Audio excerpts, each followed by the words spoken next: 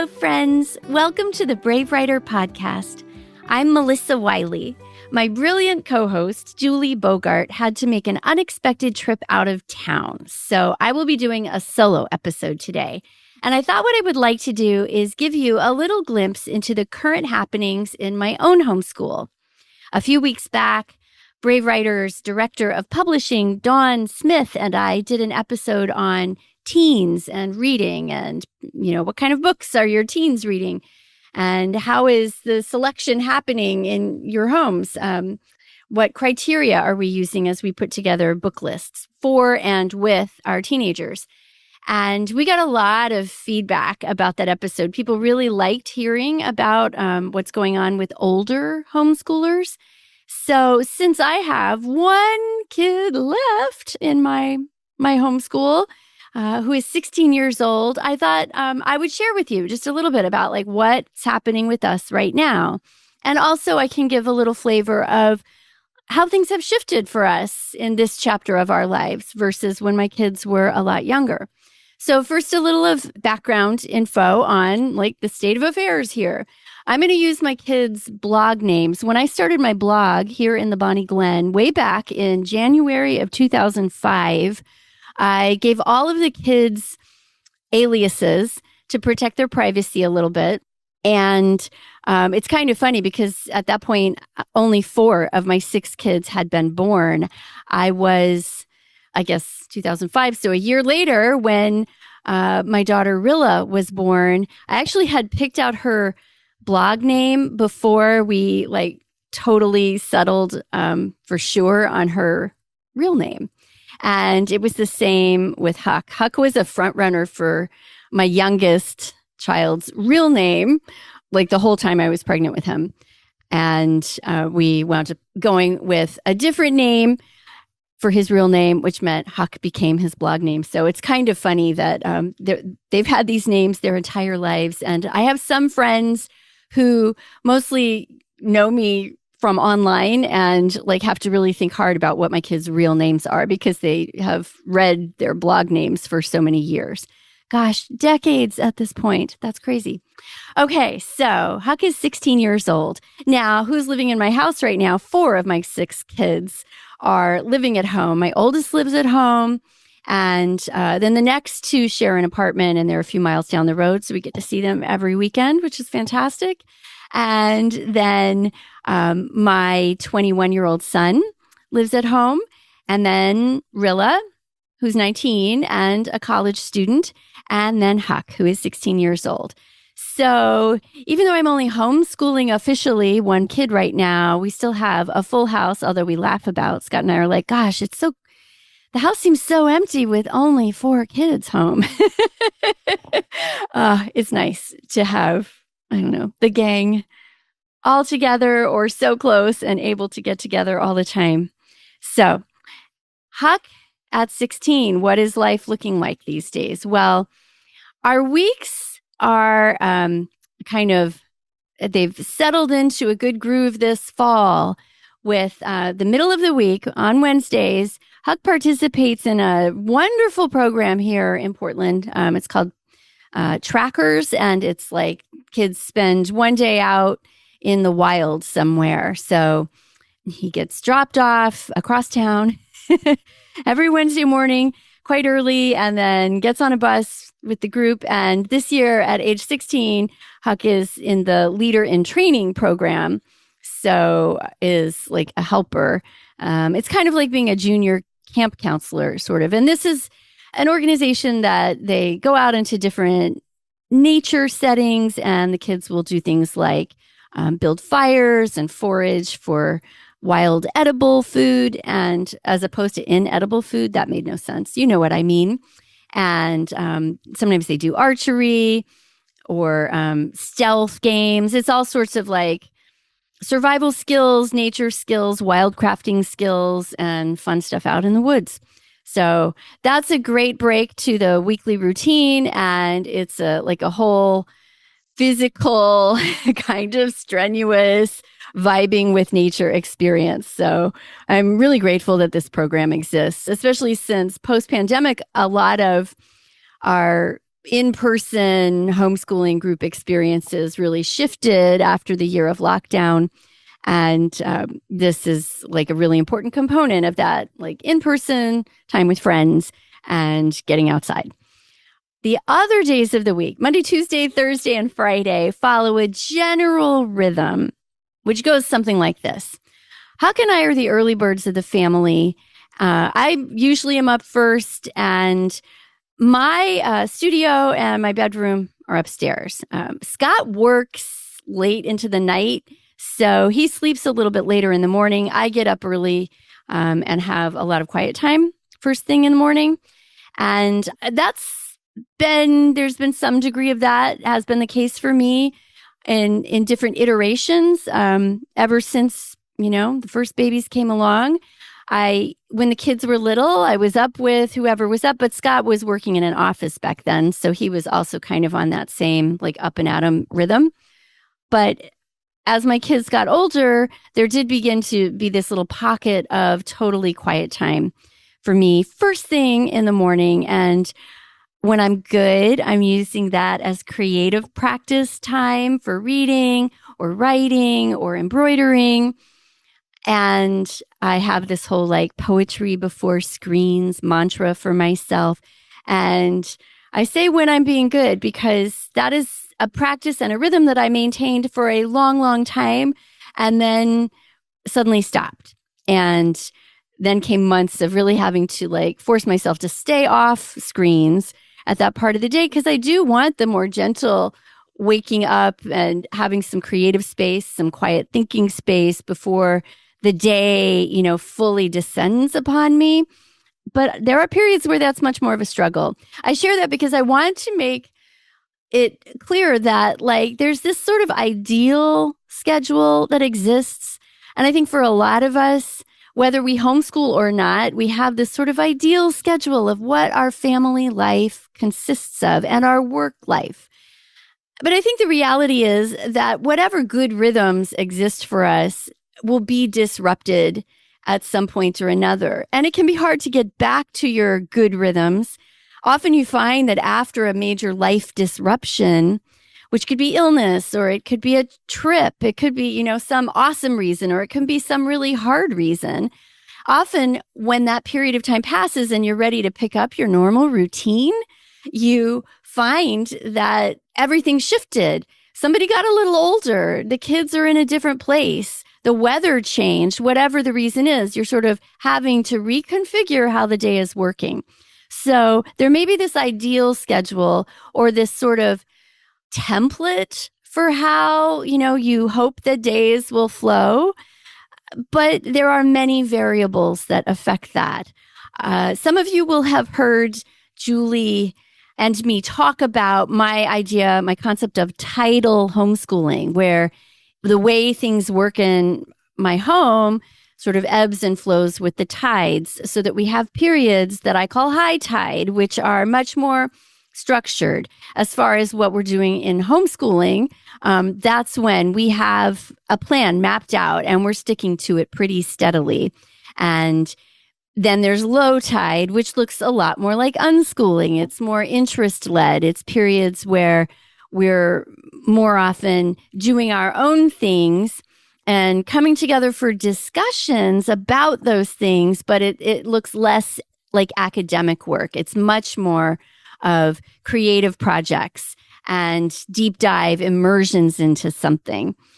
I'm really comfortable with that ebb and flow. And right now, I would say that this is one of our classic high tide periods. Huck and I are in high tide because I'm recording this in early October. I mean, I'm always in high tide in September and October. By the time the holidays roll around, we will certainly have shifted to low tide. How do I know when those tides are changing? When my kids were little, I could gauge it by sort of the moods of the household. When high tide studies were starting to feel a little too rigid, and I was noticing like a lot of resistance or glazed eyes, and just like a lower energy level around what we were doing, I would know that it was time to let the tide like gently flow out and offer more space for people to follow rabbit trails of interests or go down the rabbit holes of deep dives into a topic. And then, there would come a point after, it could be 3 weeks, 4 weeks, 2 months. It depends on the time of year. Again, the tides are very synced to nature for us often. Or it could just be the rhythms that the kids were at, the ages that they were at, the other activities that were going on. There always comes a point with high tide when I would notice restlessness, irritability, kids at loose ends. Now, not just boredom, because I think it's really important to create space for kids to be bored in the course of a day and a week. Boredom is good. Boredom is the doorway that you walk through to get to creative energy and ideas on the other side. But there's like a different type of like protracted boredom that leads to bickering. It leads to listlessness. I feel it myself sometimes. I know that feeling of like, what I really need right now is to impose a little bit more structure into the choices I'm making with how I spend my time. So that kind of irritability or restlessness or like just a sort of flatness would be my clue with my kids. Okay, this is a great time for me to bring some more structured studies back into our day. Our high tide periods are where, in our tidal metaphor, I'm the captain of the ship. We've charted a course together. We know what we're reading. We know what we're thinking about. We know what we're studying. And we have a course in mind that we're following, and we're on this journey together. Now, as my kids get older, that together part shifts. They do, a lot of work independently, but there's still that kind of coming back together. I don't know, in the galley of the ship or the cabin where we're poring over charts and, consulting the stars. This metaphor can get a little overtaxed, but I think you see what I mean. Okay, so back to the high tide flow of our day right now, largely in Huck's life. So I was talking about that early morning period where we get up, we kind of bump into each other in the kitchen. I might be making my cocoa and Huck is making breakfast. And then he gets a little gaming time with some friends first thing in the morning. And I come upstairs and either do my creative practice or I don't, depending. And then around 8 o'clock, things start to shift. Other members of the family are starting to get up and have their breakfast. I am still upstairs at that point of the day. I might go down and, grab something to eat myself, but I've been trying out doing a little block of focused work myself from 8 to 10 a.m.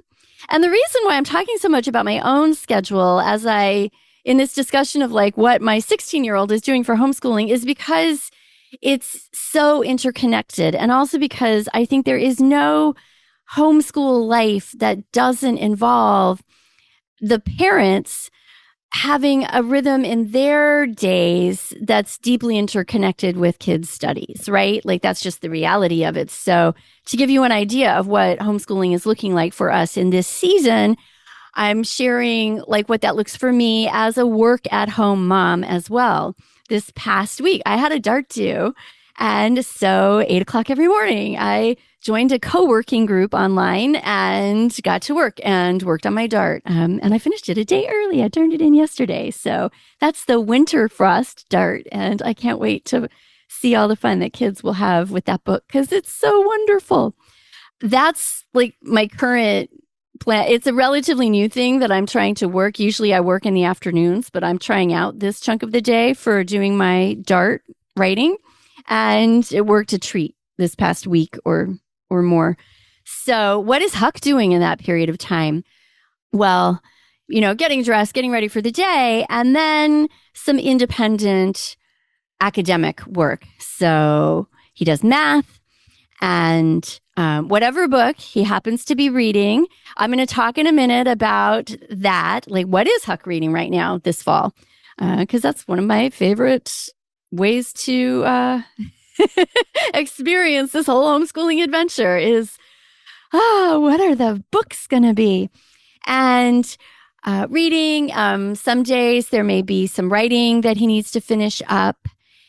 And then as other members of the family are kind of coming into the living room where he's hanging out and doing this work, there's also that just sort of family time. Around 10 o'clock, I wrap up what I'm doing work-wise. And by 10:15, I try to be downstairs. And that's when Huck and I are going to start our kind of together lesson time. Now, one of the things that always comes up when over the years, like from day one of homeschooling, I've had people saying to me like, I don't understand how you can do it all. Like you're writing books and you're doing freelance work and then you have all these kids and you're homeschooling them and you have a special needs child who has a lot of doctor appointments. How are you making all that work? And one of my answers to that is I often wonder like how school parents navigate it all. I have one kid who was a public school student from first grade on, and I know how much time it takes to be an involved school parent to do a good job in that role. And you've got lunches to make and you've got school supplies and clothes and meetings. I had IEP meetings to factor in. So when I like kind of extrapolate that to if I had been doing that with all 6 of my kids, that would have been a very different life for me. And I have that same kind of incredulity about, wow, how do people like manage it? How do you work and do all those things? And fit doctor appointments into the after school hours when everybody else is squeezing in the doctor and the dentist. So it sort of evens out. One of the ways it evens out is that homeschooling, like even in our highest high tide times, the structured part of our studies does not take a lot of time. Periods where it's taken more than, say, 3 to 4 hours. I mean, I say 4 hours and I'm like, wow, those were full mornings when we were doing it for 4 hours. Well, that was when I had, 4 or 5 kids in the mix at different ages and grouping things together in many ways, but in other ways, kids doing different types of studies. And so it could spill over to, 5 or 6 hours of the day with doing one-on-ones with various kids and then group things with kids and then doing out of the house activities and that whole mix, right?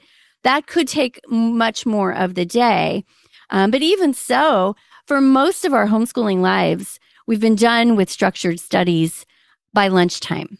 Certainly by early afternoon. My own work time, my writing time has always been in the afternoons. So whether that meant the days when I wrote from 3 to 6 or, as they got older and our together lesson time was shorter and I took on more outside work, maybe I'm working from 1 to 6 or there was a period where I would work like from 1 to 7 with a dinner break. And my husband was like the one, because Scott is also a freelance writer. He's home. So he would be the one to do the taxiing kids around to various things. And as you'll see, as I'm coming to, there's also a lot of our family homeschool experience that Scott runs with. That's, his purview. So that opens up also some more of my time. When I wrote Help, My Kid Hates Writing, I wondered if people who were familiar with my work would feel like it was too familiar, that perhaps it wouldn't have the same impact as it would for people who didn't know anything about Brave Writer. But what I found out by reading the reviews is that even Brave Writer fans, even parents with kids who love writing, found new strategies and ideas within my book to help them be successful writing coaches. Here are some of the feedback that I've received, some of the reviews that I wanted to share with you. One reviewer said, "Another gem of a book by Julie. She always feels like an ally, not only for the home educators, but for the kiddos. This book has solid strategies to help soften the writing experience for kids with the guidance of parents who themselves may need a mental makeover in what writing even is or can be." Another reviewer said to me, "I can't say enough about how wonderful this book is. It's well written, which is good for this type of book, but it's also so useful. It makes it fun to write." And then maybe my favorite review said this book was heartfelt, insightful, actionable, and exactly what we needed. Julie challenges you to think in new ways and encourages you to be the guide your child needs on their language arts journey. Honestly, that was the motivation to write this book. I want you to feel that you can give your children the soft landing pad they deserve as they flex their wings of self-expression. I show you how, I give you great tips and strategies and lots of narrative examples. Check out my new book, Help My Kid Hates Writing. Go to juliebogartwriter.com or any place books are sold. So I've gotten to 10 a.m., 10:30-ish, maybe, when Huck and I are coming together for the 2 to 3 hour period that is our sort of dedicated lesson time for him right now in high school. And we started by going outside and working in the yard for a little while when the weather permits. And I love that time of day. First of all, I love and appreciate that I have a strong 16-year-old to help me with the gardening, because we have some big projects going on. We're creating a backyard habitat for the Portland Backyard Habitat Project. So that takes, that's an ongoing thing, that there's a lot of different moving parts to it, that we're different parts of the yard where we've got projects in progress. So I really appreciate that. But also, it's great conversation time for us. And especially with older kids, but really with kids of all ages, I'm always looking for opportunities for parallel activities, as they're called, where we're doing something side by side and the pressure's off. It's more casual, it's informal, and we can have these really rich, great discussions about things that we're reading or learning about, and all sorts of other topics, right? What's going on in the world. And there's so many ways to fold that organically into your day. Back at the point in time when we were renting a house in San Diego, and we had a dishwasher, but it didn't work. It was broken for 7 years straight. And my daughter Rose and I, so she's kid number 2, she would help. We washed the dishes together. That was, one of our shared chores. And we loved washing dishes together. We were, both of us, almost a little sad when the landlord finally got around to fixing that dishwasher. And then once you have it, you start using it. And we still talk about how much we loved those days when I would wash and she would rinse and dry. And it was just, we had great, so much of her education happened at the kitchen sink that way. With Huck, it's out in the garden. And we get to really have time to muse over and now unpack together the things that we have read, either together or separately, and things that he's done with his dad. Or today, since I'm recording this on the day after his Trackers Day, I got to hear all about what happened out in the wild yesterday. It was awesome. Okay. Around 11 a.m., we're back inside. And then what happens next depends on what day of the week it is. Julie and I normally record our podcast episodes on Mondays, and it's 1:00 my time.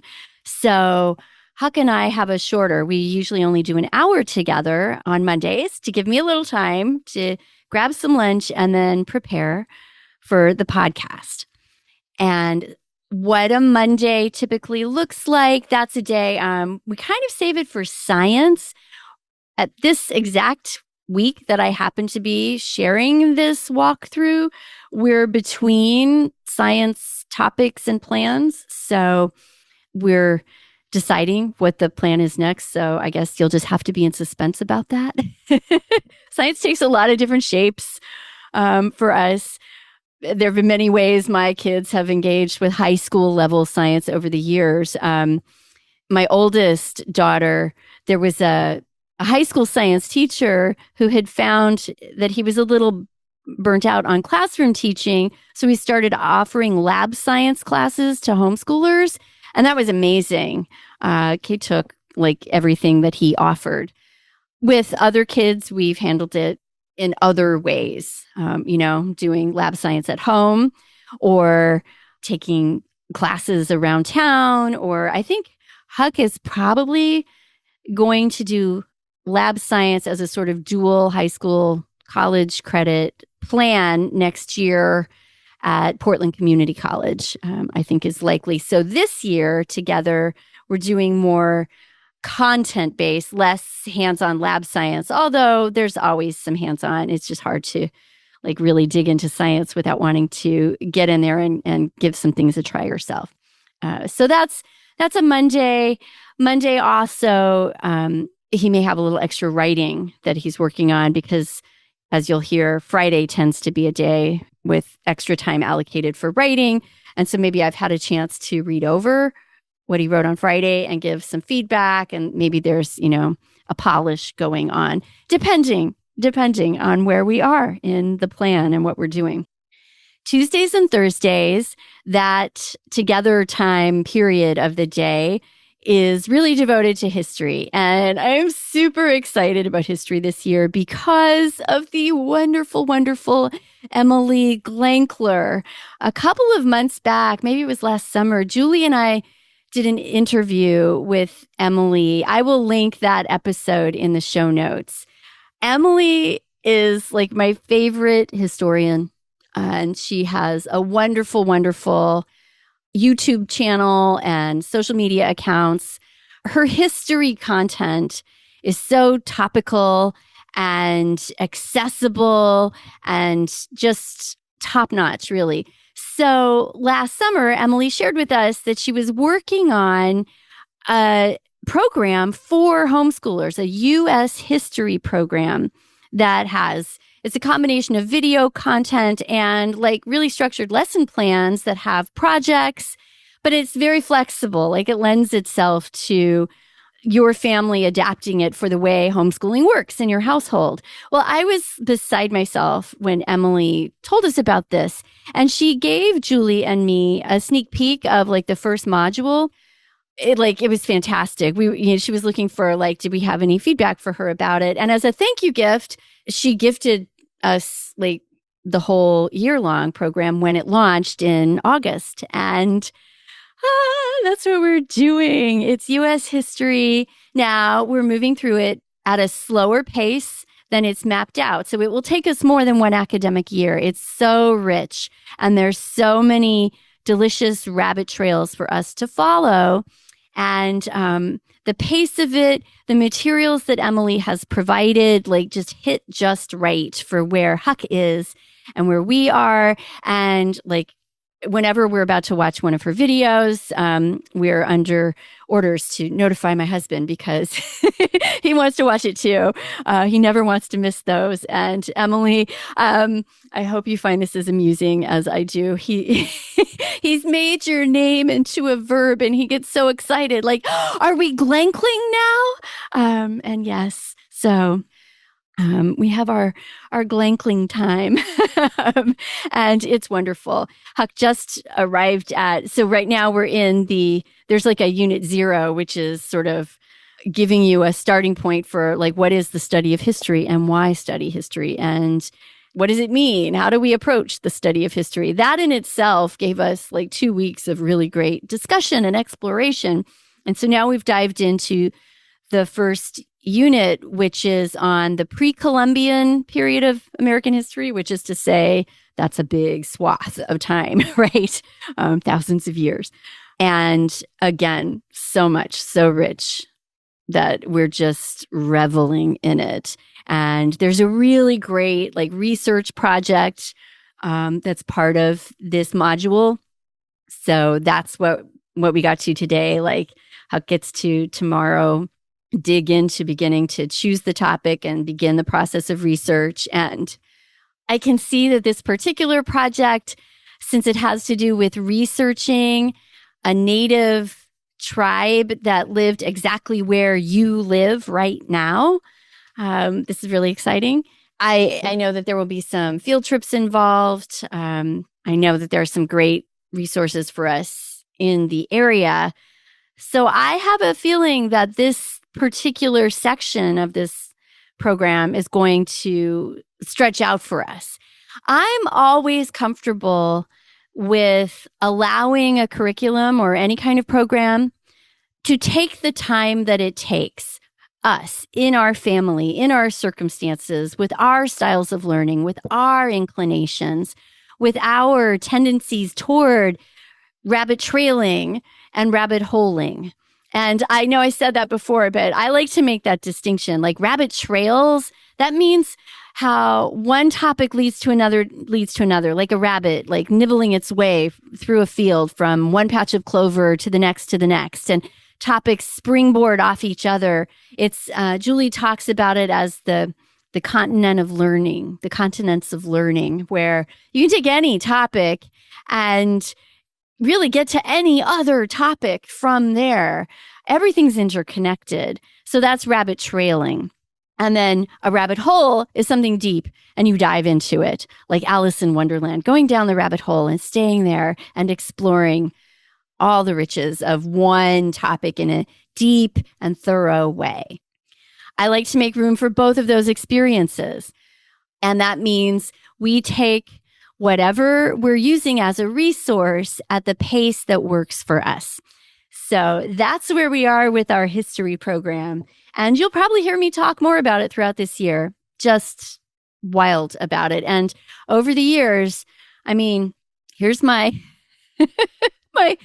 my fifth homeschooled kid doing high school history for the fifth time, right? Well, he's not doing it for the fifth time. I'm doing it for the fifth time. And so we've done a lot of different things with history over the years. And I can't say that any of them have been bad experiences. Whatever we're reading and studying and learning about with history and whatever expression of it happens, that flows out of the learning into the doing, whether that's hands-on projects or field trips, however it has manifested for us, it's been fun. Like learning history with my kids has been really nothing like the very dry approach that my own public school education took to history. It wasn't until college where, you get a couple of great teachers. For some kids, it happens much younger than it did for me in school.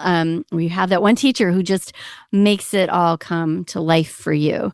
And discovering, for me, the discovery that history is it's the story of everything. I mean, I'm a historical fiction writer. Like, it definitely research and learning and primary sources. That's just where all of the fun is. Okay, so I've gotten us up to more or less noon on Monday and Tuesday, science, history. Wednesday's out in the wild. Thursday's a little different, and that's because of Rilla's college schedule. This quarter, all of Rilla's classes are in the evening. But, she has coursework and things. So for the most part, her days are, she's doing her own thing. But on Thursdays, we do kind of come together for, it's like, even though she graduated from our homeschool, homeschooling never ends because learning never ends. And as long as you're living in our house, you're part of everything. Huck and Rilla and I have had a perpetual kind of cyclical read aloud of Tove Janssen's Moomins books going on for, 8 years now. I've lost track of how many years because we're never not in the middle of a Moomins book. And we had other read alouds in that time, but there's also always a Moomin book. They're just special to us. And sometimes, weeks may pass before we pick one up, but we're always so. We'd been halfway through the last book of the Moomin series, or no, the second to last, and had to put it down like at the beginning of the summer. Rilla was taking like a full load of summer courses, and then we just had a lot of stuff going on. So we picked it up last week for the first time in probably 2 months or more. And we were all so happy to be diving back in. And then it just happens to be autumn where we left off in the book. So it's hitting perfectly. And I could do a whole podcast just about those books. Maybe someday I will. Um, They're so wonderful. If you haven't read them, you should read them. There is it a dart or an arrow? I can't even remember. I wrote it for Finn Family Moomintroll, and it was an arrow when I wrote it, but it may be one of the arrows that we later turned into a dart. Either way, if you have kids at that age, like that's a great pick for a literature single. But I don't care how old your kids are or how old you are. If you have not read those books, give yourself the treat. Okay. And we're also on Thursdays, if we're reading a Shakespeare play, then Huck and Rilla and Scott and I will all get together. And the way that we're handling Shakespeare right now is like we all take parts and read a scene or two out loud. And then we also have a movie version that we will be watching alongside, sort of leapfrogging. Like we'll read a few scenes or we'll read a whole act over the course of a few days or weeks. And then we'll jump to the movie and watch those same scenes that we just read with each other and see them on stage. Because, of course, Shakespeare was written to be performed and you want to see it. And so sometimes on Thursdays, we do that together. And then Huck and I have another sort of check-in on history because on Tuesday, we watched videos and had some discussion. And now we're mapping out like what the writing piece of it is going to look like. And so that was what today was because I'm recording this on a Thursday. Fridays are writing day. I have a novel that is due in a terrifyingly short time. It's due in February. And since I also do dart writing and, I have lots of different things on my plate, I have to work really hard at carving out special time just for novel writing. And one of the things I've been trying to do with this book is say, okay, Fridays are totally dedicated to it. My Friday writing time doesn't have any Brave Writer work in it or any other kind of, no podcast work, nothing but the novel. And because of that, it makes it a good day for Huck also to have a more writing intensive day. So we'll start out with garden time as usual. And then we may be discussing some things, pulling together threads from the week, including about what he's reading. And then there will be some kind of writing assignment. And it may be related to the history program, or it may be related to one of his literature picks. But Huck's going to have some really concentrated, dedicated writing time on a Friday before lunch. And so those literature picks, Scott and I both have, lists of books that we want our kids to read and experience in their high school years. These are not lists that we compile without their help. And if you listen to that Reading with Teens episode that John Smith and I did a few weeks ago, you'll get a good feel for how we make those selections. Recently, Huck read Animal Farm and then 1984. And so he's doing some writing about that's a choice that he'll get to make. And if there's I'm jumping slightly in my own mind, but if the book that he is reading happens to have a boomerang or a slingshot for it, then I will get that and we'll use that either, all the way or as a resource to draw from for think piece questions that suggest essay topics, things like that. So there's always, when Huck reads, one of these wonderful, rich literary books, there's going to be some writing that happens about it in some way. And maybe at another time, I can do a deeper dive into that. I don't want this episode to be too long, but if you are curious what that looks like and how we navigate that in this very Brave Writer informed, but also informed by my experience as a novelist and professional, I write for a living. My husband writes for a living. So we bring a lot of that to the table when it comes to how we approach what writing assignments might look like for our teenagers. So that would be something, fun to dig a little deeper into at some point. Okay, I've brought you up to lunchtime, basically. Let me tell you what happens next. Eating, obviously, happens next. And then it's sort of Scott takes over. And there's two main things that are happening with Scott and the kids right now. And I say the kids because even though Rilla is in college, she's still very much a part of film club. And Rock and Roll 101. So Scott has put together this amazing, I don't even know what to call it. It's not a course, but this walk through the history of rock and roll, listening. I mean, they've been doing it for years. And I know recently what were they doing? Like prog rock. It's had units on everything. My kids are way more knowledgeable about rock, pop, the history of music, absolutely, than I am, for sure. It's exciting to me. So they have that whole thing going on. And then also film club. And this is something Scott has done with all of our teenagers over the years. And he put together a list of films. Now it sort of has changed and grown and morphed over the years. Huck and Rilla have done film club together. And some of it is sort of, in a historical context, and some of it is like a deep dive into a particular genre or a particular director or a particular actor, and that again. So they'll watch a movie, they'll talk about it. It's a rich experience. It's very discourse based.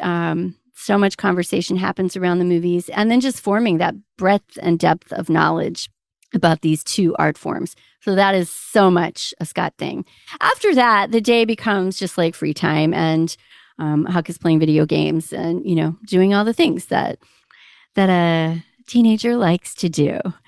There's also, I'll throw in foreign language. That happens, I don't know, I have actually no idea when in the day he's doing that because that's independent. And what he's doing is Italian, using the Say Something In program. You may have heard me enthuse about Say Something In Welsh before, this amazing program that I have used for Welsh, and now I'm doing it with Spanish. And there's also Say Something In very many languages. It's an audio only program. So this is not really teaching you how to write or necessarily even read in a language, although the words do appear on the screen. So you can read along.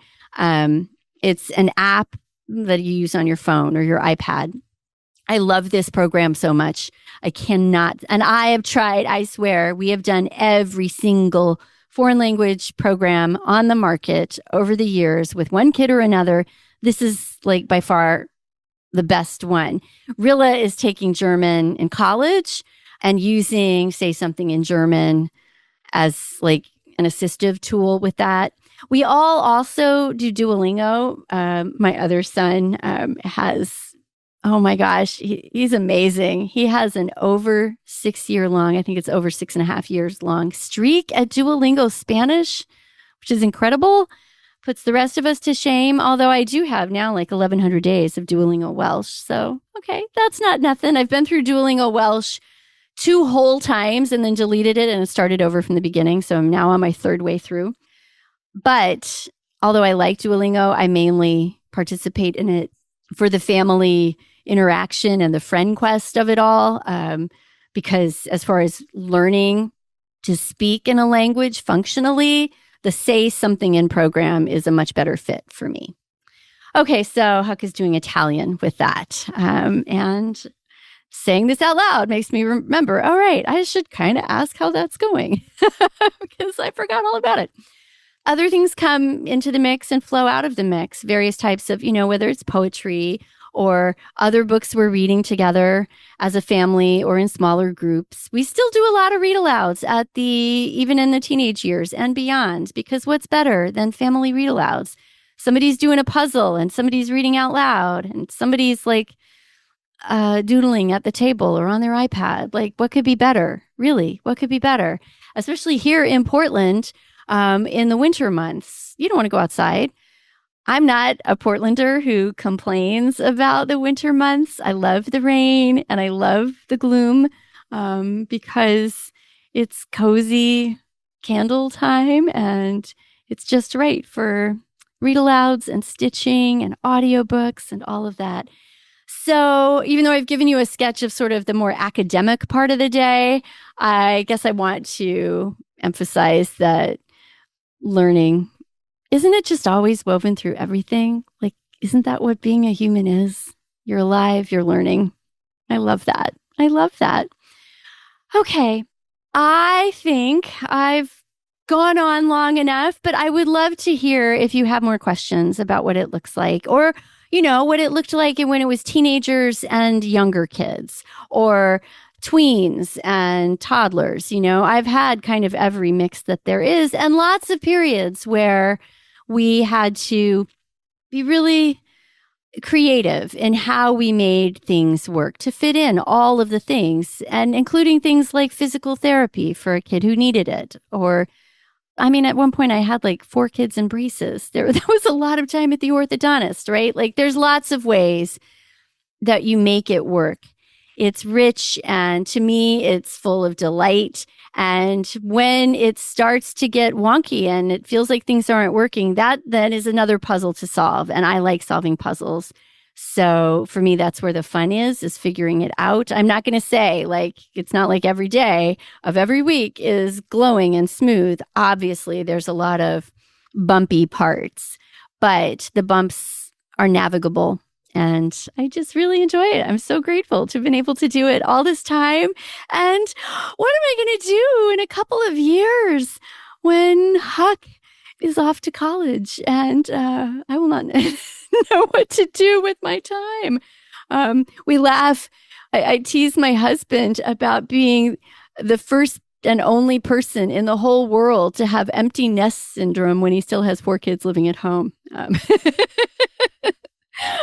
We love our adult children and watching them move into the world in all these wonderful ways. And we love having our teenagers do all the things that they do. But there's also that deep love of those delicious days full of babies and toddlers and squabbling 6-year-olds and and moody 11-year-olds and all of it. So good, so rich, and such a privilege to be able to participate in. Okay, friends, thank you for listening. Next week, Julie and I are very excited to be reunited at last between her many, many travels. And then I was sick one week, and then I had a friend in town last week. And then now Julie has had to travel again unexpectedly.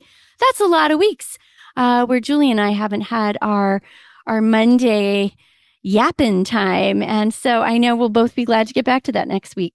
All right. Please check the show notes for links to our SMS text number where you can fire off questions to us. You can also hit us on Julie's Instagram account at Julie Brave Writer. I'm at Melissa Wiley Books on Instagram. I will say I'm not posting a lot there lately. My grid is suddenly all podcast posts, and I need to re-enter that fray at some point. I took a break from it, but you can always find me in a million places online. And okay, it's time for me to get back to work. I got a novel to write. Thanks for listening, friends. Bye. Okay, that's another Brave Writer episode in the books. Thanks for joining Melissa and me today. We love it when you leave us reviews, when you send us comments via text message. We read them all. We also couldn't do this show without our fabulous production team at Nova, or Jeanette Hall, the Brave Writer team member who handles all those administrative details you know nothing about. In the meantime, we hope that you have a fantastic week. Keep going, think well. We're rooting for you.